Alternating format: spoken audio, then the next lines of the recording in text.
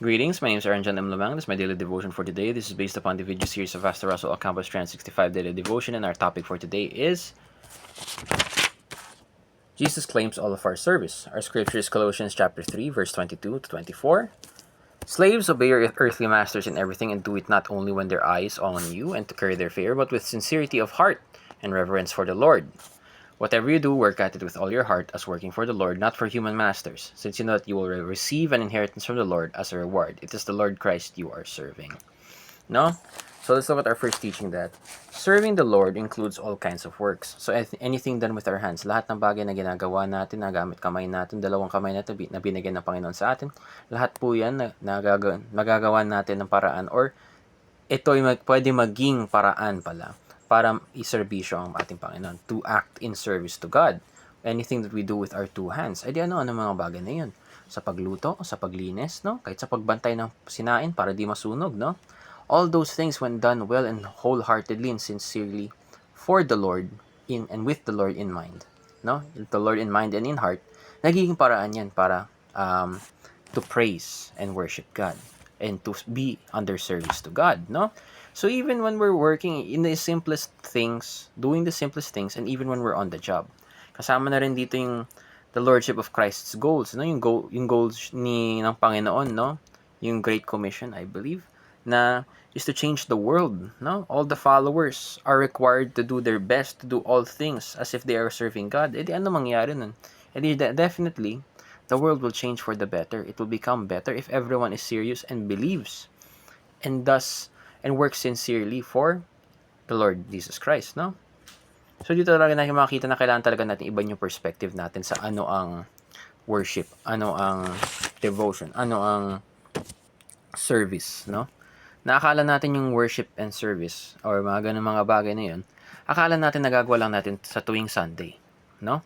Na when you only worship, when you pray, when you share the Bible, when you read the Bible, lahat ng yun doon ka lang nakaka-pray sa Panginoon directly, yun akala natin. But that is a good way. It is not wrong, but it's not the only way. So yung ibang mga paraan is through our daily lives, no? The lifestyle that we live in.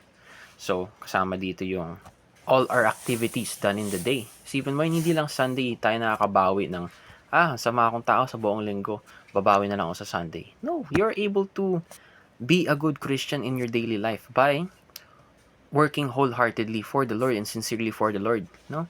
Hindi yung nagtatrabaho ka para sa pera, hindi nagtatrabaho ka para sa kung ano man, para makuha mo yung pabor ng iyong boss, no? You are working wholeheartedly for the sake of quality in the name of the Lord Jesus Christ. So you're working under service to God in that way, no? So daily pwede pala tayo mag-worship na ganun. Number 2, serving the Lord must come from the heart. Kanina sinabi ko kanina, we do not wholly work talaga. Kasi tingnan natin yung verse na, do it not only when their eyes on you and to curry their fear, but with the sincerity of heart and reverence for the Lord. Whatever you do, work at it with all your heart, as if working for the Lord, not for human master, since you know that you will receive an inheritance from the Lord as a reward, no? It is the Lord Christ you are serving. Dito talaga natin makita na serving the Lord must come from the heart. Galing sa puso talaga.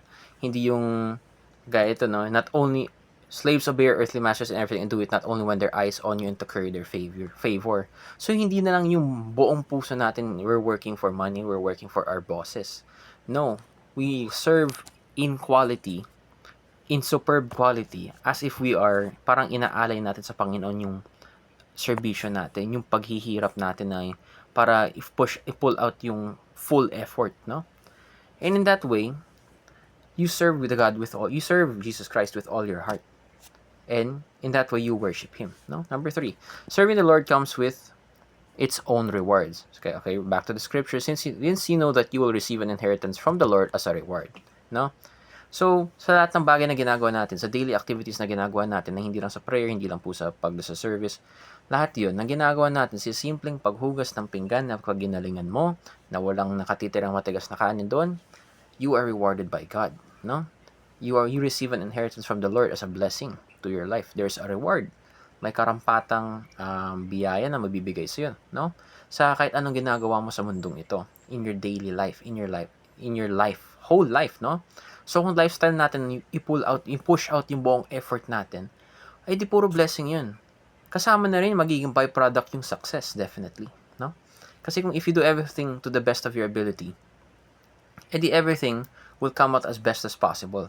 Na wala ng controlled factors na possible controlled factors ginawa mo because you are hardworking, ginawa mo for the sake of God, for the sake of Lord Jesus Christ. Definitely, yung product nun or byproduct nun is success. By aiming to praise the Lord, by aiming to be under service to God, you cause a byproduct of success and also may additional ka pang blessing, no? Ang galing. So, let's look at our application na redefine our concept of worship and service, diba? Kagaya na sinabi ko kanina, kailangan talaga natin ibahin yung mindset natin, iba yung perspektibo natin sa ano ang salitang worship and service sa buhay natin bilang mananampalataya. Na makikita natin na hindi lang sa Sunday talaga tayo pwede mag-worship, no? Or sa pag-prayer lang, or pag-share ng Bible, or pag-read ng Bible, doon lang tayo nakakabawi sa Panginoon sa lahat ng binigay niyang biyaya sa atin sa buhay natin, no? Pati sa araw-araw nating lifestyle, buhay natin mismo, na sa simpleng mga activity, working out, going to school, taking notes, lahat yan. If it's all done in wholeheartedly, sincerely, and for the sake of our Lord Jesus Christ, to be of service to Him, you will receive blessings. That is worship and service to Him, na ginagawa mo lahat. You are using all His talents to your fullest ability. No? Number 2, submit all our works under the Lord Jesus. Yan, submit all your works under, yung kagayang sinabi kanina, yung serving with all your heart. Yan, parang holy. Not working for money, not working for your boss, not para makakuha ka ng pabor sa kanya. You are working for God. You are under service to God. You are under service to the Lord Jesus Christ. Na, kaya ba't ka sobrang mag-effort para sa Kanya? Not for any other reason, not for any other worldly reason or desire. Lastly, use our work to make this world better. Yan, we have to always remember as Christians, our aim is to help others. Our aim is to continue the goal of the Lordship of Christ, kung saan mababago yung mundo sa ating mga ginagawa, sa serbisyo natin sa Panginoon. Naiiba yung mundo pa unti-unti. Isipin mo, politician, kung ginagawa ang tama, nilagay siya ng Panginoon doon sa posisyon na yun, at yung ginagawa niya ang tama, magbabago ang estado ng buhay ng mga tao na kung sining mga nakapaloob sa teritoryo niya. So, mayor, president, ganun. So, we work to make this world better through our service with God. Para, syempre, dapat tama. No? Kasi if you work for the service of people, the greater good of the people of the world, mahirap yun. No? Kasi may greater good or merong mga bagay na kailangan natin gumawa ng masama na it is not the right way talaga. Minsan akala natin kailangan gumawa ng masama para magawa ng mabuti. But the Lord knows which is the best way to achieve it. Kung matagal yan, okay lang matagal. Pero at least tama. No? So, salamat sa pakikinig and mabuhay.